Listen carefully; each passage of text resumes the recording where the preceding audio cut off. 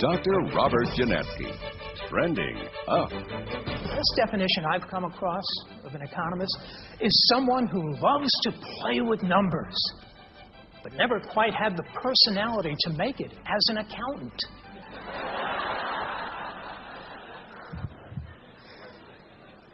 Now, even among the handful of happy-go-lucky economists that happen to be out there, I happen to be one of the happiest, one of the go-luckiest. The reason for my optimism in the past quarter century is because of my belief that there are powerful forces at work that persuade politicians to adopt classical principles, whether they want to or not. These powerful forces are essentially the computer chip, the telecommunications revolution, including the internet, and the spread of democracy around the world.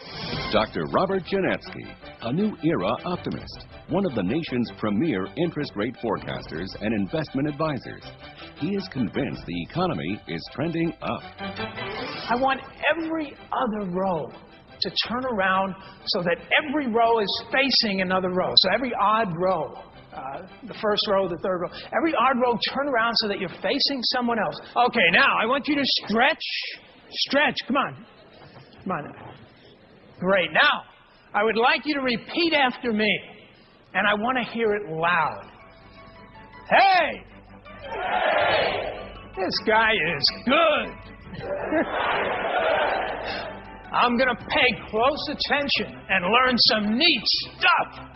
Dr. Robert Genetski, more than 20 years in the banking industry, asset management, investment research, and investment banking operations.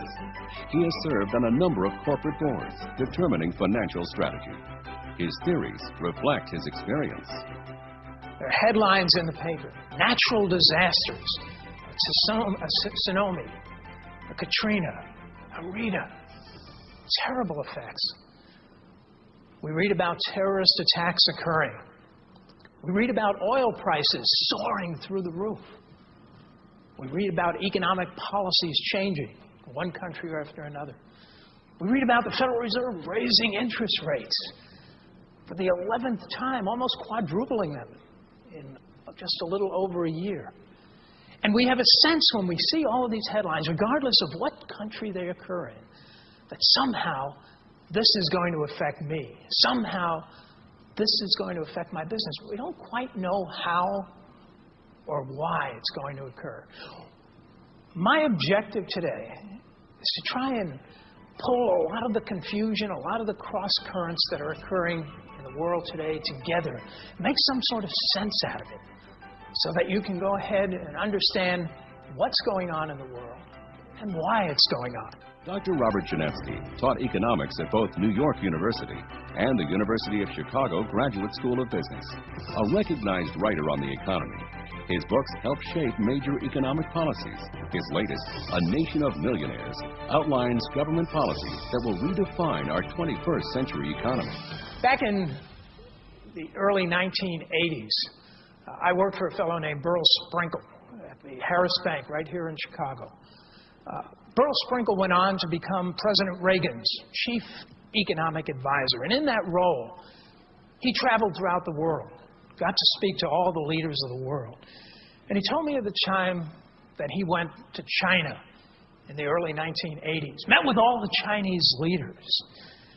He said, "Bob, you wouldn't believe it." He said, "As I'm in the offices of each of these Chinese leaders in the early 1980s, I look back to their bookshelf, and what do I see? All the classical economic textbooks. And when I spoke to Deng Xiaoping, the head of China at that time, he said, he looked at me and he pointed to those books, and he said, these guys had it right. This is how you create prosperity. And this is where we're going to take China in the future."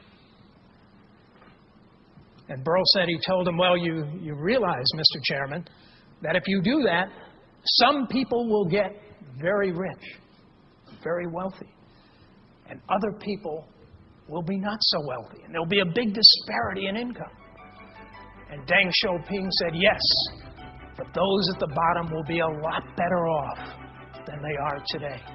Dr. Robert Genetski, trending up, forecasting rapid growth, low inflation, and record-breaking stock prices.